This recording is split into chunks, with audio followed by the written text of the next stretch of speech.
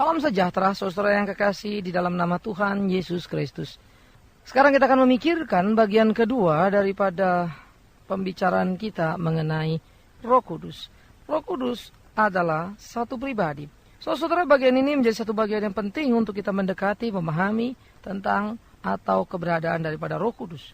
Di dalam bacaan kita yang lalu kita akan masih baca kembali Yohanes pasal 14. Yohanes pasal 14 ayat 16. Aku akan minta kepada Bapa dan Ia akan memberikan kepadamu seorang penolong yang lain, supaya Ia menyertai kamu selama-lamanya. Ayat 17, yaitu Roh kebenaran. Dunia tidak dapat menerima Dia, sebab dunia tidak melihat Dia dan tidak mengenal Dia. Tetapi kamu mengenal Dia, sebab Ia menyertai kamu dan akan diam di dalam kamu. Saudara yang kekasih, mari kita melihat baik-baik. Roh Kudus adalah satu pribadi, seorang penolong. Nah, istilah seorang penolong menjadi sesuatu bagian yang penting untuk kita perhatikan, di mana Alkitab memberikan gambaran yang sangat jelas kepada kita bahwa Roh Kudus adalah satu pribadi yang akan menolong. Satu pribadi yang merupakan pribadi ketiga dari Allah Tritunggal. Satu paham yang melewati akal pikiran manusia, yang kata manusia nggak masuk akal karena Allahnya Tritunggal, tetapi yang justru sangat masuk akal, ya karena tidak masuk akal itu. Lah, kenapa begitu? Kalau Allah masuk akal, kan itu yang tidak masuk akal. Yang masuk akal, kalau Allah melewati akal. Loh, kenapa? Kalau Allah masuk akal, maka berarti Allah lebih kecil dari akal. Tapi kalau Allah melampaui akal manusia, itu karena Allah lebih besar dari akal manusia. Pertanyaannya, mana lebih besar? Manusia, yaitu akalnya, atau Allah? Maka kita menjawab, Allah jauh lebih besar dari akal manusia. Jadi, kalau Allah yang lebih besar dari akal manusia tidak masuk akal manusia, kan masuk akal. Yang nggak masuk akal justru kalau sampai Allah yang lebih besar dari akal manusia masuk akal. Nah, banyak orang Kristen bingung, lalu menutup-nutupi pemahaman konsep Allah Tritunggal hanya karena ejekan orang lain sebagai tidak masuk akal. Tetapi dia lupa bahwa dia sedang membicarakan Allah yang memang nggak akan pernah bisa masuk akal. Bagaimana masuk akal Allah menciptakan langit, bumi, dan segenap isinya dari tidak ada menjadi ada dalam 1 hari, 2 hari, 3 hari, hari ke-6. Bagaimana masuk akalnya? Mana masuk akal? Laut dipukul tongkat Musa langsung terbelah 2. Jangan-jangan itu cuma cerita dongeng atau legenda. Mana masuk akal? Orang Israel makan mana? Burung puyungan terdiri, dari batu cadas keluar air. Iya kan? Mana masuk akal? Lazarus sudah mati, bangkit lagi. Yesus 3 hari dikubur, bangkun lagi. Nah, banyak hal yang tidak masuk akal. Apakah karena itu kemudian Yesus gugur, Tuhan gugur? Tidak, saudara.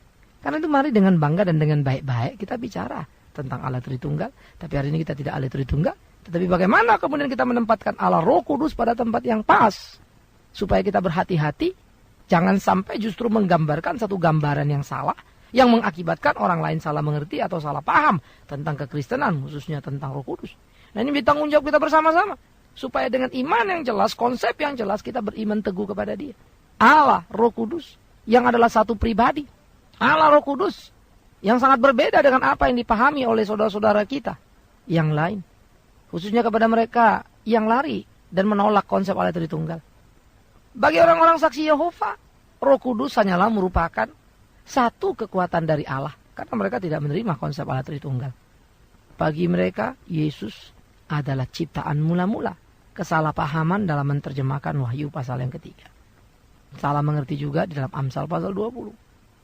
Nah, saudara-saudara, di dalam paham-paham seperti ini, mari kita mau mengerti sama-sama bagaimana kemudian mereka menerjemahkan Amsal pasal yang ke-8 ya, ayat 20 sampai 22. Nah, bagaimana mereka mengatakan Yesus itu ciptaan. Begitu juga dalam Wahyu pasal yang ketiga 14. Ya, permulaan ciptaan. Salah ngerti. Tetapi kemudian mereka menolak Yesus. Maka Allah menjadi Allah yang Esa. Nah, untuk mau mempertahankan membicarakan Allah yang Esa. Sebetulnya ini sangat disayangkan, ya. Tetapi ya risikonya kalau Allah itu Esa, Roh Kudusnya juga mesti dibuang dong. Maka bagi orang saksi Yehova mengatakan, Roh Kudus memang bukan Allah. Tetapi Roh Kudus merupakan bagian dari Allah, yaitu kekuatannya Allah. Daya dorong atau daya tenaga begitu ya. Energi atau kekuatan dari Allah. Nah, ini memang jadi repot, saudara. Jadi, itu merupakan bagian dari Allah dan bukan Allah itu. Ini menjadi sangat sulit sekali untuk dipahami di dalam keutuhannya. Sehingga Roh Kudus itu menjadi semacam satu tenaga yang keluar dari Allah. Tapi dia bukan Allah. Dia bagian dari Allah. Tetapi bukan Allah. Tetapi kita mengatakan dia pribadi. Dia yang menolong. Dia memainkan peran yang penting di dalam kehidupan manusia. Dia yang memampukan manusia untuk bisa mengakui bahwa Yesus Kristus adalah Tuhan. Karena tidak ada manusia mampu mengatakan Yesus Kristus adalah Tuhan kalau bukan karena Roh Kudus. Jadi Roh Kudus, saudara-saudaraku yang kekasih, adalah Allah oknum ketiga. Roh Kudus adalah Allah dari pemahaman Allah Tritunggal. Roh Kudus adalah Allah yang hidup. Allah yang utuh. Kalau kita mau pakai bagian itu. Walaupun istilah ini menjadi satu istilah utuh, itu istilah apa sih? Gitu ya. Itu ada satu utuh, ada satu istilah di dalam manusia menggambarkan sesuatu kelengkapan dari seseorang. Manusia disebut manusia yang utuh ketika dia punya pikiran, perasaan, kemauan, dan berkehendak. Kan begitu. Sehingga manusia itu hidup, berperasaan, berperi kemanusiaan. Tapi kalau kemudian ada manusia yang wajahnya saja manusia, wujudnya manusia, badannya manusia, darahnya manusia, tapi perilakunya sangat binatang. Wow, orang bilang ini manusia gawat. Itu manusia tidak utuh, kan begitu. Ya. Nah jadi saudara, karena ada bagian yang hilang daripada diri dia. Nah Roh Kudus adalah Allah yang utuh. Tidak ada bagian yang hilang dari Roh Kudus. Roh Kudus adalah Allah yang utuh sebagai Allah. Oknum ketiga dari Allah Tritunggal itu. Tetapi awas, Allah Tritunggal tidak sedang berbicara Allah itu tiga, lain lagi. Allah adalah Esa, seperti kesaksian Alkitab. Ya. Nah di sini pemahaman kualitatif yang menjadi penting, bukan kuantitatif. Kesulitan orang memahami Tritunggal itu bisa dimengerti. Ya, tetapi jangan lupa ketika kita kesulitan itu adalah kesulitan matematis. Tetapi jangan lupa seperti saya bilang tadi, orang mati bangkit pun tidak bisa dipahami sebetulnya. Karena tidak ada ceritanya itu. Laut digebuk belah dua itu nggak ada ceritanya itu sebetulnya. Mau gimana memahaminya? Hanya saja ketika kita menyebut itu mujizat menjadi sederhana. Lalu Tritunggal itu kenapa nggak boleh mujizat? Yang dari Allah yang tidak bisa kita pahami, karena kita terjebak kepada matematik. Satu kan bukan tiga, tiga kan bukan satu. Nah itulah kesulitannya. Kalau laut terbelah dua kan nggak ada matematiknya. Ya, maka kita bisa menyebut itu gejala alam, lalu disembunyikan kepada satu gejolak daripada alam ini, dan seterusnya. Nah, jadi kita mesti fair juga untuk memahami Allah Tritunggal. Dan jangan lupa ketika dia tidak masuk akal, justru dia masuk akal. Yang masuk akal kalau dia tidak masuk akal. Oke, ingat di situ dulu. Nah, saudara, kita tidak juga bisa memuaskan orang, sehingga dengan pemuasan kepada orang-orang lain, lalu kita mendobrak, meruntuh, lulu, lanantakan, menghancurkan seluruh pemahaman yang diajarkan Alkitab secara utuh. Jadi, dia adalah satu pribadi. Di dalam kitab Kejadian digambarkan bagaimana Roh Kudus itu melayang-layang. Lalu di sana ada Allah yang berfirman. Istilah Roh Kudus melayang-layang menunjukkan satu aktivitas. Bukan melayang-layang itu ngambang, nggak ada kerjaan, begitu. Bukan. Tetapi ada satu activity yang sedang dikerjakannya. Mengapa? Karena dia satu pribadi. Dia ikut dalam karya penciptaan. Dia ada di sana.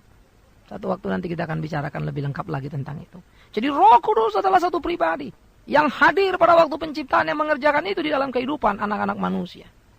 Roh Kudus terus aktif dalam kehidupan kita hingga kepada proses penebusan keselamatan yang dikerjakan Yesus Kristus di atas kayu salib. Dia satu pribadi.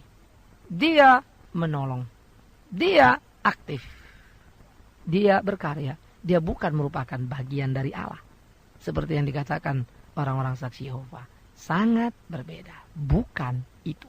Dia bukan sebuah energi atau sebuah tenaga yang kalau mau digambarkan secara mistis.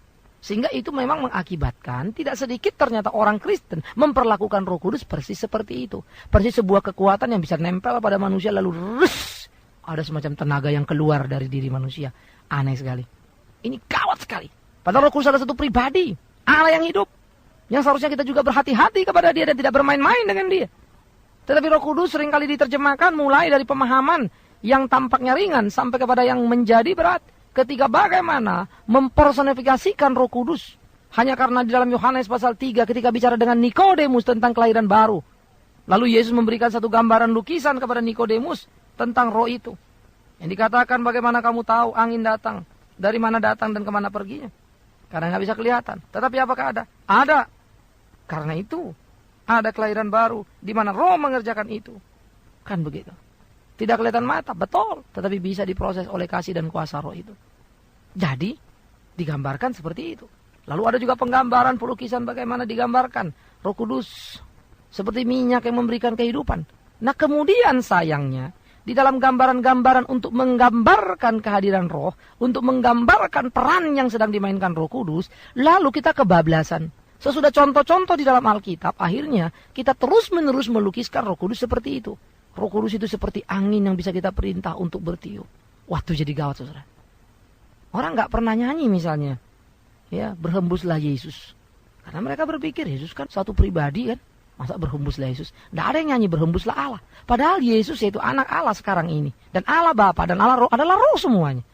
Kenapa Roh Kudus disebut berhembuslah lalu Yesus tidak atau Allah tidak? Karena ada prakonsep pada kita yang salah paham, saudara. Ada prakonsep pada kita yang salah mengerti. Ini sebetulnya menjadi menakutkan. Kita enteng untuk mengatakan supaya Roh Kudus mengalir misalnya. Tetapi kita tidak pernah mengatakan Allah mengalir. Kita tidak pernah mengatakan Yesus mengalir. Karena sebetulnya tanpa sadar, kita sudah mempunyai semacam kesalahan konsep tentang Roh Kudus itu. Sehingga Roh Kudus menjadi berbeda. Sehingga dia bisa dipersonifikasi pada bagian-bagian atau gambar-gambaran tertentu. Seperti air yang mengalir atau angin yang berembus. Tetapi tidak Allah Bapa, tetapi tidak Allah Anak. Berarti sengaja atau tidak, sadar atau tidak, kita sudah memberikan sebuah perbedaan. Dan perbedaan itu sejatinya, itulah yang dipahami dan diyakini oleh orang saksi-saksi Yehova. Karena dianggap Roh Kudus adalah merupakan bagian daripada Allah. Nah karena itu saudara, orang Kristen tanpa sadar juga makin terjebak, lalu memperlakukan Roh Kudus semacam tenaga dalam begitu ya. Lalu minta Roh Kudus itu masuk di dalam, lalu dengan masuknya Roh Kudus dalam sepertinya manusia ini punya tenaga dalam. Ini gawat setengah mati, ngeri sekali. Padahal justru Allah Roh Kudus lah yang memerintah, yang menuntun, membimbing kita. Dia berkehendak, dia berketetapan. Dia tidak bisa dipermain-mainkan. Dia bukan sesuatu yang bisa diorder untuk dipakai. Salah betul. Itu sebab di dalam kitab Efesus pasal yang keempat, bagaimana Paulus dengan tegas mengingatkan supaya orang-orang Kristen berhati-hati. Ayat 30 dia katakan begini, dan janganlah kamu mendukakan Roh Kudus Allah yang telah memeteraikan kamu menjelang hari penyelamatan. Jangan mendukakan Roh Kudus Allah. Kenapa jangan didukakan? Karena dia berkehendak. Kenapa jangan didukakan? Karena dia satu pribadi. Istilah Roh Kudus Allah bukan Roh Kudus yang mengalir dari Allah, tetapi Roh Kudus yang Allah. Ini menjadi suatu bagian penting, saudara. Sehingga Roh Kudus itu bukanlah suatu hal yang lepas daripada kealahan. Perumusan-perumusan tentang Allah Tritunggal yang sangat berat dilewati gereja. Puluhan bahkan ratusan tahun perdebatan itu terus berjalan, saudara. Dari satu konsili ke konsili berikutnya dan seterusnya. Tidak sederhana memang. Dan tidak ada waktu yang cukup untuk memahami itu secara utuh. Karena memang problema adalah kita sudah terkonsep dengan matematika. Kita sudah terkonsep dengan dualistik pemikiran. Yes or no, hitam atau putih. Ya atau tidak, satu atau tiga. Tidak mungkin satu adalah tiga, dan seterusnya. Dan tiga itu adalah satu. Satu atau tiga, tidak mungkin. Satu adalah tiga. Satu dan tiga, tidak mungkin. Satu adalah tiga. Nah jadi, memahami Roh Kudus itu harus secara pas. Nah marilah karena itu kita mengekspresikan, menceritakan tentang Roh Kudus itu. Jangan dalam lukisan gambaran yang salah, yang akhirnya tanpa sadar membawa gereja secara menyeluruh melakukan kesalahan yang sama. Makin jauh nanti makin repot gitu, saudara. Bahkan ada satu orang cerita sama saya. Lalu dia mulai mengatakan dia setuju pada satu buku yang mengatakan Roh Kudus itu seperti energi, ya, yang mengalir di dalam diri kita. Dia ada. Jadi gawatnya itu ketika dilukiskan seperti energi, dia menjadi semacam sesuatu yang bisa kita tarik, kita tampung, kita tangkap di dalam diri kita. Nanti kalau kita perlu kita pakai, kita keluarkan. Waduh, saudara, sangat mistis sekali. Sangat gawat sekali karena itu sudah menjadi satu sinkretisme. Perpaduan dengan paham-paham orang yang memahami tenaga dalam, tenaga prana begitu ya. Roh Kudus kok dijadiin begitu? Roh Kudus itu adalah Allah, dan sekali lagi Allah yang berkehendak, Allah yang berketetapan, satu pribadi yang memerintah di dalam hidup kita. Dia punya perasaan dan dia tidak boleh didukakan. Karena itulah setiap orang Kristen dituntut untuk hidup seperti apa yang dikehendaki oleh Allah. Karena itulah orang-orang Kristen dituntut untuk hidup melakukan apa yang Allah mau, supaya dia tidak mendukakan Roh Kudus. Bagaimana Roh Kudus tidak duka? Istilah duka di situ mengalami satu kepedihan, artinya dia tidak mungkin tinggal pada orang yang hidup, bergaul, berkecimpung, dan menyatu dengan dosa. Roh Kudus tidak bisa. Apa Allah bisa? Ya Allah juga tidak bisa. Apa Yesus bisa? Yesus juga tidak bisa. Anak Allah, Allah Bapa yang roh, yang kudus, tidak bisa bergaul, tidak bisa melihat kehidupan dosa. Nah, jadi saudara yang kekasih, ini menjadi penting untuk kita perhatikan sama-sama. Kita pahami bersama-sama. Penting untuk kita memperhatikan bagaimana supaya hati nurani kita terus diperbaharui, dibersihkan oleh Roh Kudus. Supaya hati nurani itu peka mendengarkan suara Roh Kudus. Kita dituntun, dibimbing oleh Roh Kudus. Tetapi ini bukan mistis hubungannya. Jadi ini bukan semacam satu feeling, ya, satu kekuatan yang ada dalam diri kita, semacam indera keenam. Bukan itu. Orang-orang Kristen suka salah. Padahal Roh Kudus itu jelas menuntun, jelas membimbing kita. Ini bukan indera keenam. Nah, di sini kita perlu hati-hati sekali.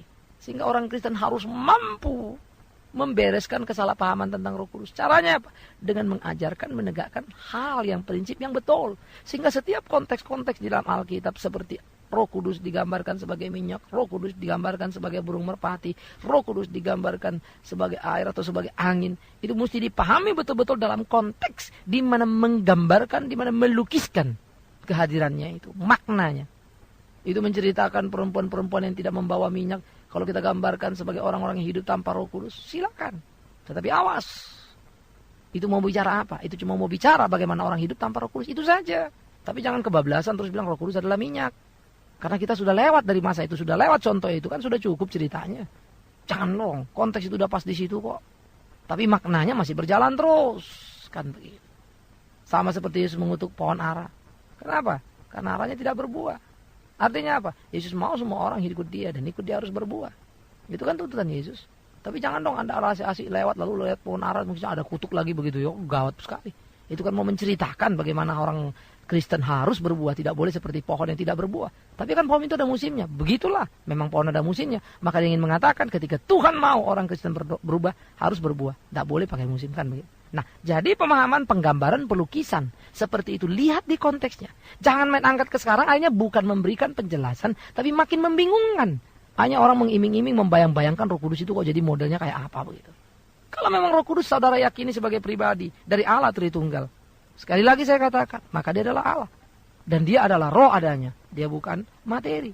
Nah, kalau saudara mengatakan berhembus misalnya Roh Kudus atau mengalir Roh Kudus atau bakar Roh Kudus misalnya, maka apa Roh Kudus membakar misalnya begitu atau menyala Roh Kudus begitu maksud saya ya berarti boleh dong kita bilang Allah mengalirlah, Yesus mengalirlah. Nah, karena sama sih.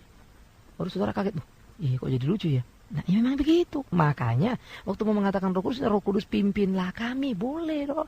Roh Kudus tuntunlah kami, Roh Kudus kuatkanlah kami, Roh Kudus kobarkan api di dalam batin kami untuk melayani Engkau. Roh Kudus tolong kami supaya tetap suci, Roh Kudus dan seterusnya. Kan banyak kalimat-kalimat lain kok kayak kehabisan bahan misalnya gitu ya.